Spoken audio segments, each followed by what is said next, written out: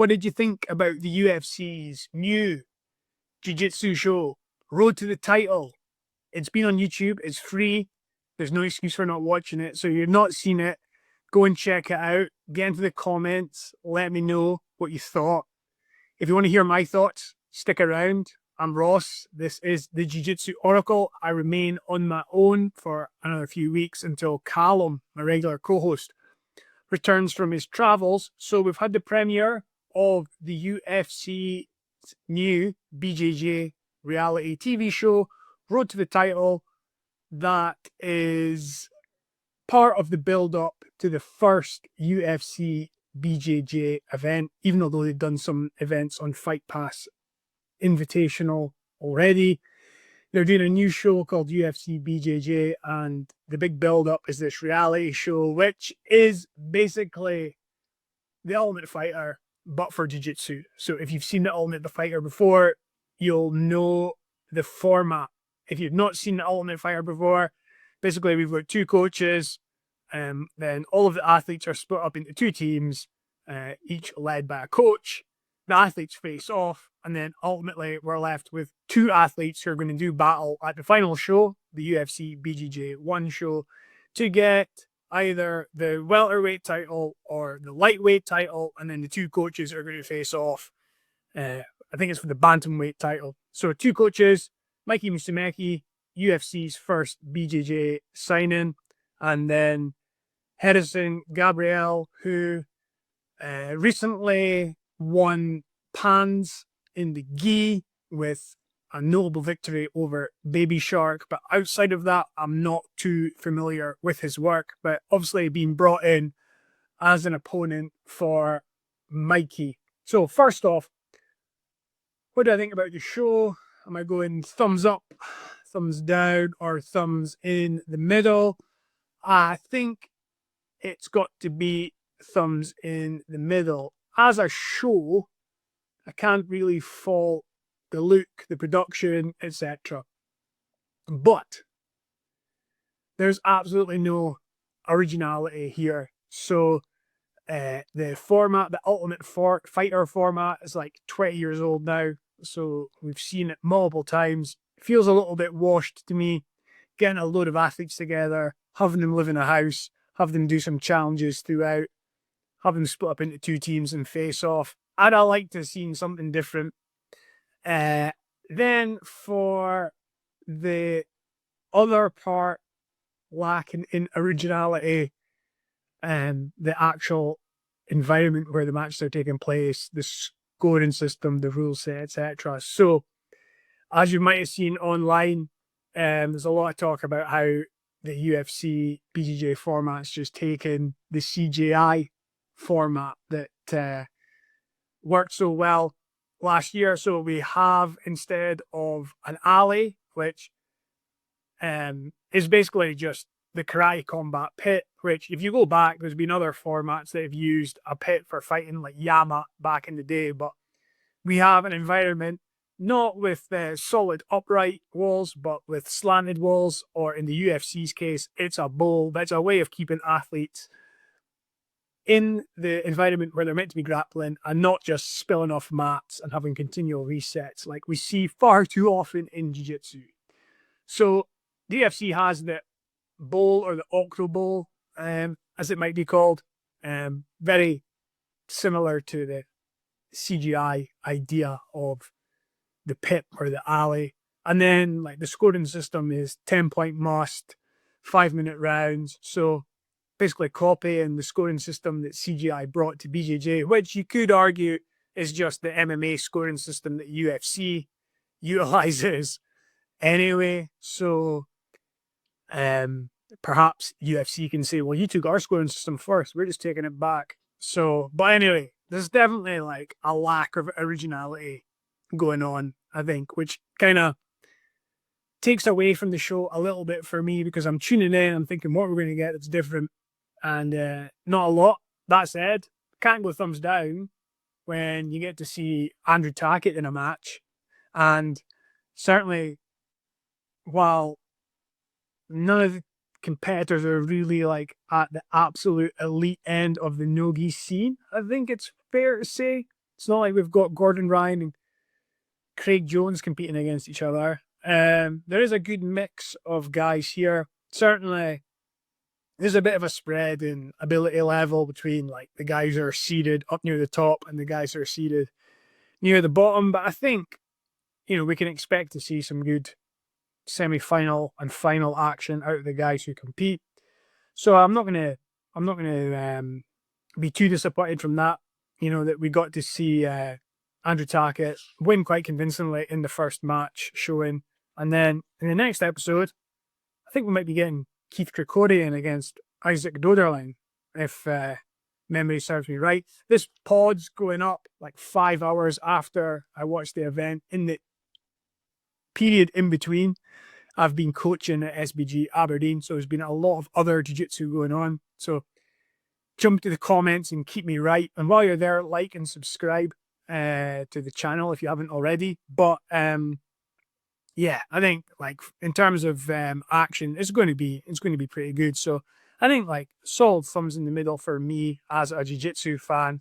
And interesting thing is, I think ultimately this is going to be who is watching the show. I'm really interested to see the engagement level on this podcast.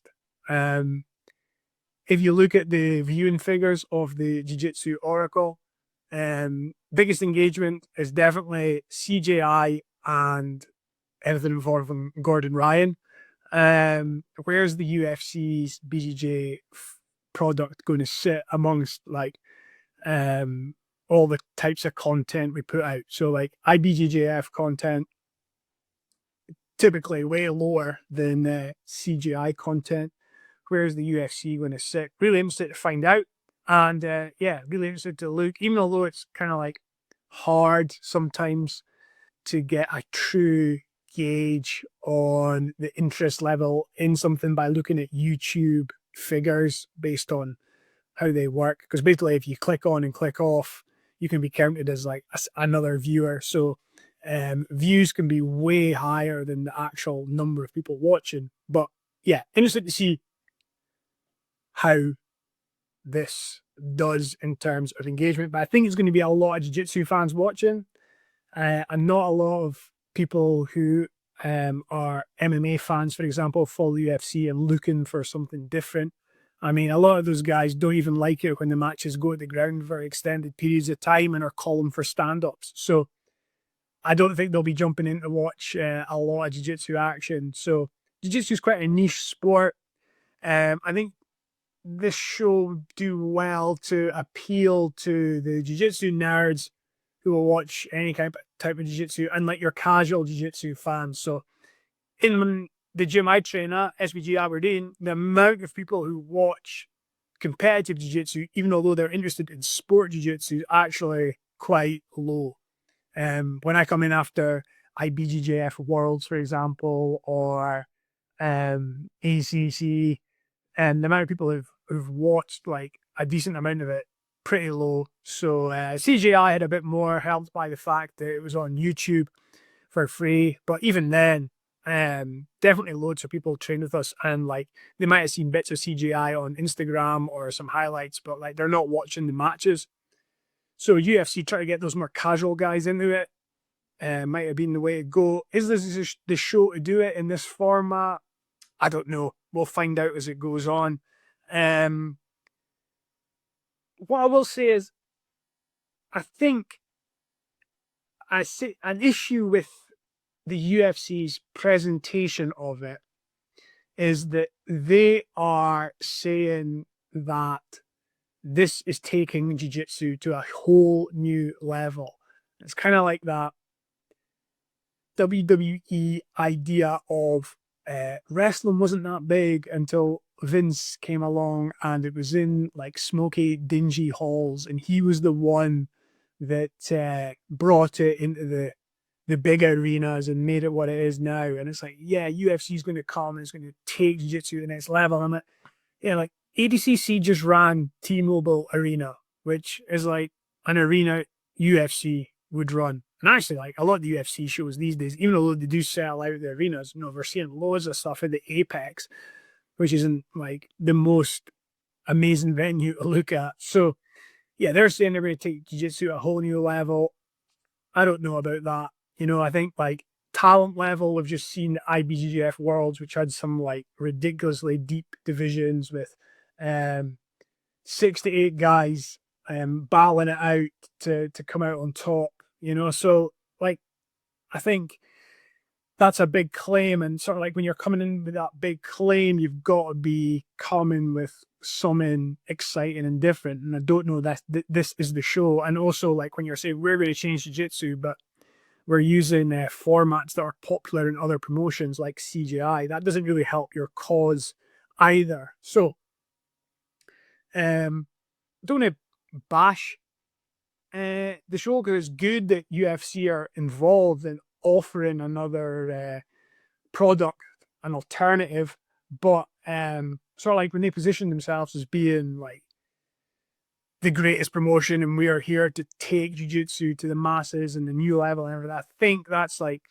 you know, too bold a claim, and kind of like, you know, I can understand why fans get rubbed up the wrong way slightly by that. Show itself, you know, like Mikey Musumeci was the first signing to UFC BJJ, and he's the first coach picked for this event, and they're putting a lot of stock in Mikey. I'm not sure how wise that is, given that Mikey can be a bit of a polarizing figure. There are jiu-jitsu fans that absolutely love watching Mikey and love his patter, but there's definitely jiu-jitsu fans who are turned off by the way he competes. A lot of sitting down and trying to engage from underneath, and the patter that he has. So I think this show would do well to try to set up Andrew Tackett as a star coming out of it. Now, it was a good idea to have him compete first. He was the #1 seed in the welterweight division and had a convincing victory over the 8 seed Aaron Wilson. Good idea to have him compete first, and I'd be looking for him to come out of this like as the star that they can start to promote future events around. I mean, instead of Mikey Musumeci and his opposition coach Harrison, I'd like to have seen Andrew involved in a more prominent role off the bat, and his brother William. You know, perhaps instead of Road to the Title, we could have had Road to the Tackets. And yeah, the UFC right from the start using the Tackets as the superstars or the stars that are going to sell this. I think while I've said Mikey can be a bit of a polarizing figure, Andrew's, like in wrestling terminology, a super baby face. Great to watch, all action, and yeah, very charismatic and good in front of the camera. So yeah, hopefully he goes far in this as the 1 seat. I think he should. Put a poll on the Jiu Jitsu Oracle's Instagram asking people who they thought would win either division, and Andrew was favoured to win the welterweight by 93% of respondents. The lightweight, there was 3 guys who were pretty much there or thereabouts: Keith Krikorian, Gianni Grippo, and Josh Cisneros. The Oracle has Josh as the favourite, favoured to go against Keith in the final. So we'll see if that is possible. I think they're Josh and Keith, I think they're seeded 1 and 2. I think it's Keith 1 and Josh 2 in the lightweights. They're both on Harrison's team, so I think he definitely has the stronger of the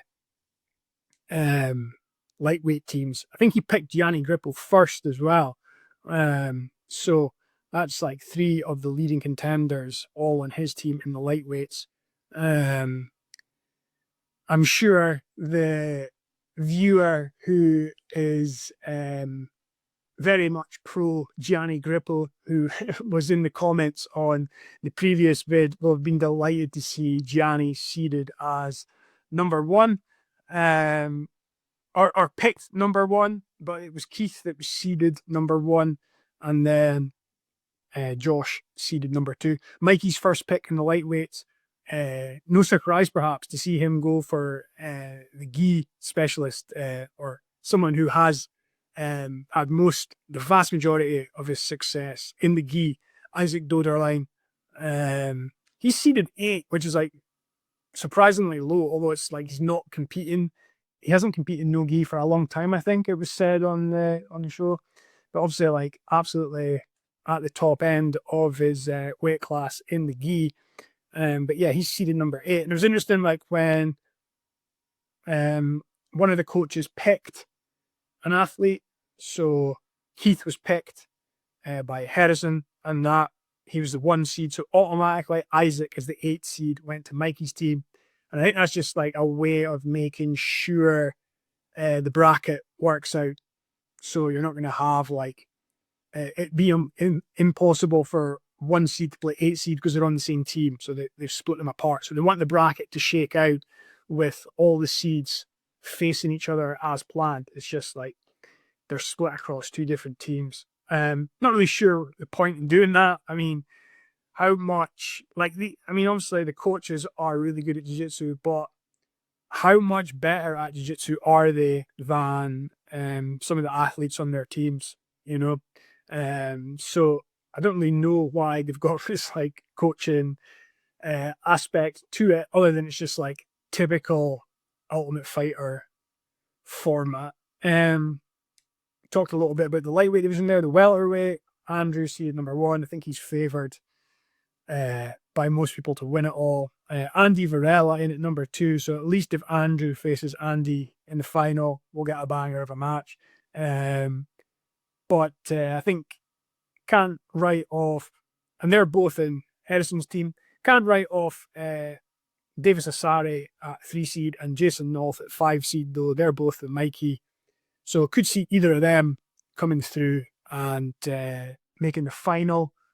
So what I think I'll do is that's my thoughts on the first episode, my first initial reaction to seeing the show. Did a wee preview episode just before, but I think I'm going to leave it a few episodes unless the engagement on this is absolutely ridiculous and it makes sense to come back with an episode after every show. I think I'll leave it for a couple of shows till we start to see what the semi-final lineup's going to be. Maybe come back and preview the semis or the final based on like how much interest this event's got, and give you my thoughts on that. And then another video in the mix is our rating for B team in CGI2. So we did our ranking of New Wave, scored all the athletes out of 5 stars and the coach as well. And we're going to do that for every team involved. And the next one that we're going to look at is B team. So make sure you subscribe to the channel if you like that sort of content. And if UFC content's not for you, don't worry, we're going to have loads of content leading up to CGI2. But please jump into the comments and let me know what you thought of the UFC's first Road to the Title show, and who you think's going to win, and what you think of the show overall. And I'll be back in the near future with more thoughts on the UFC BJJ product and all the other stuff happening in the elite jiu-jitsu environment as well. We've got a Yiga coming up. We've got another who's number 1 coming up soon. I think that's in Miami. And full steam ahead towards CGI2.